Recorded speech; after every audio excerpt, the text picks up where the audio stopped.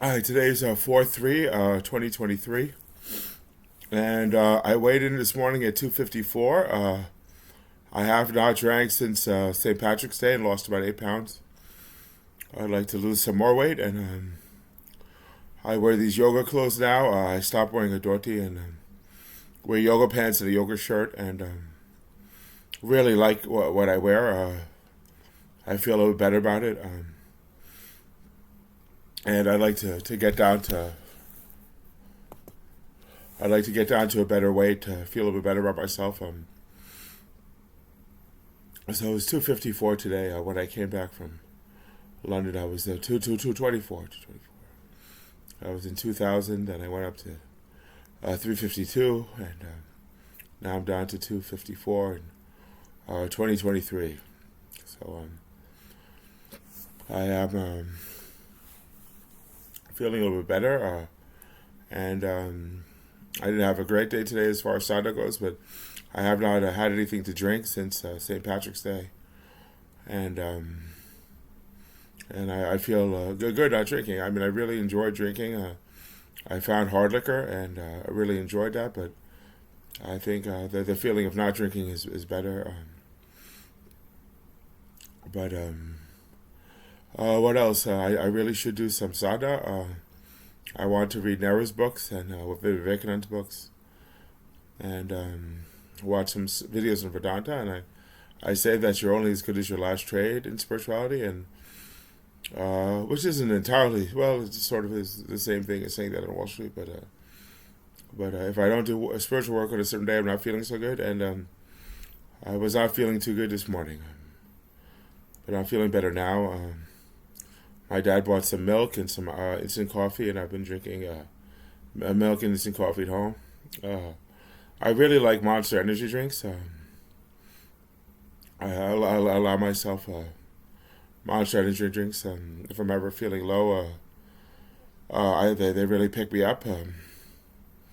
I deal with some real issues after having a nervous breakdown, and I really have a need for caffeine, and they help with the B vitamins. I'm not allowed to drink Diet Coke. I just can't handle it. I drink too much of it. I call it the nectar of the gods, but it's something I can't handle. It's just I drink just too much, and I get into very hectic situations, and in this line of work, or in this life I have, anything a little bit that's not consistent with who I am is really problematic, and I can't drink Diet Coke. I did start driving the car, and I was going to 7-Eleven to get Diet Coke, so there's just no more Diet Coke. It's very, very dangerous for me. I drink too much of it, but I do call it the nectar of the gods. It's very good.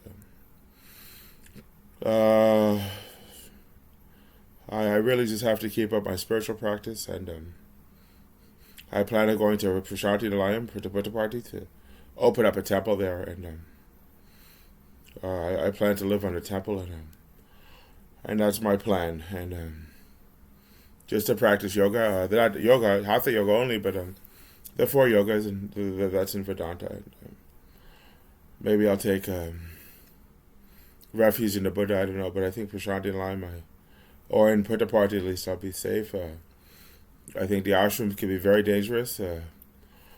I don't know what happened to. I feel very concerned about Swami, and I don't know what he went through in that ashram with what he was in, but it's very, very sad to think about it.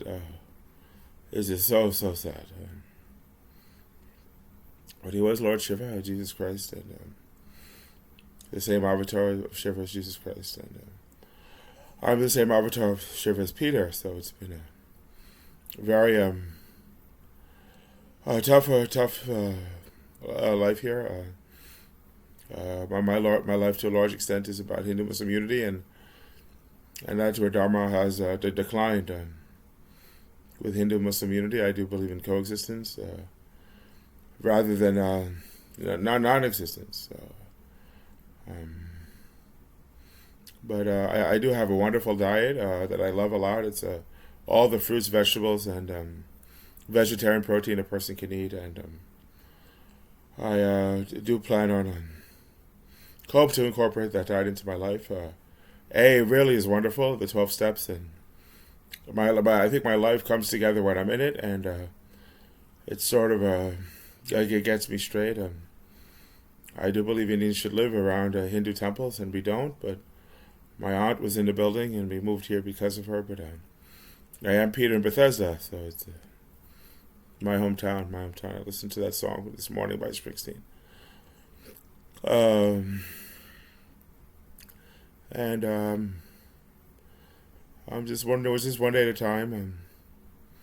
And I really love the way I feel when I'm doing spiritually well. And I don't feel particularly well right now, but I have done very well in the past and been on a real high with spirituality. And I did pray today and read a few shlokas in the Gita, but when you're really into this spirituality, your life is very good, and a lot of that is in service. Service really makes a person feel wonderful, and you have to care for your spirit. I mean, people care for their bodies, they care for their teeth, but you have to care for your spirit too. And Seva really helps you take care of your spirit, and yeah, I do think there's an issue in Hinduism. I'm not going to the Sai Center. I'm not going to the Vedanta Center. And I have said in the past that I'd like to see Buddhist worship Swami, but I've retracted from that statement because, well, there's politics and religion. In India, there's Hinduism, there's Hindu nationalism, but there's Bharat. It's sort of is a very, very sick country because Hinduism says the truth is one and the wise call it by many names, but there's a Hindu-Muslim war. And so it's sort of, there's a country, and Hinduism is connected to that country, and it's a very, very sick situation. Israel is Jewish, but there are Muslims there too. So obviously you see in Judaism and in India, in Hinduism, it's connected to a political situation, but the Holy Land, Bharat and Israel's a Holy Land, and my dad was Richard the Lionheart, and he fought the Third Crusade, and he got white Christians and Muslims straight. But I mean, that's like Thor hammers going through people's skulls, and India's Bharat is a non-violent place with vegetarians, but Bharat is a much, much holier land than Israel, and those are God incarnates in the Middle East and India. I have asked Zoroastrians, half of them, to go back to the Middle East. It's time to go home. I think that will change the Middle East if Zoroastrians go back, half of them. I'd like to see Lahore populated with some Zoroastrians, some Sikhs from Amritsar. I was Guru Nanak during the same prayer session. Swami told me I was Guru Nanak and that my father's tomb, Grant's tomb, is the Taj, and Grant's tomb is the Taj. So I'd like to see some Sikhs go 35 more miles across India into Pakistan and start living in Lahore, maybe join the Pakistani military. And that would sort of prevent war between India and Pakistan if there were Sikhs in Lahore who were in the Pakistani military and there were Sikhs in, obviously, the Indian military, then the war would be very difficult and peace would start to manifest. There is a Khalistan movement, and Khalistan, I think, was inspired by Pakistan to some extent, and they can move to Lahore. It's just 34 miles away from Amritsar, and populate Lahore, and maybe some Zoroastrians can go and open up businesses, and maybe Lahore can come back. Nobody rebelled against the division of India.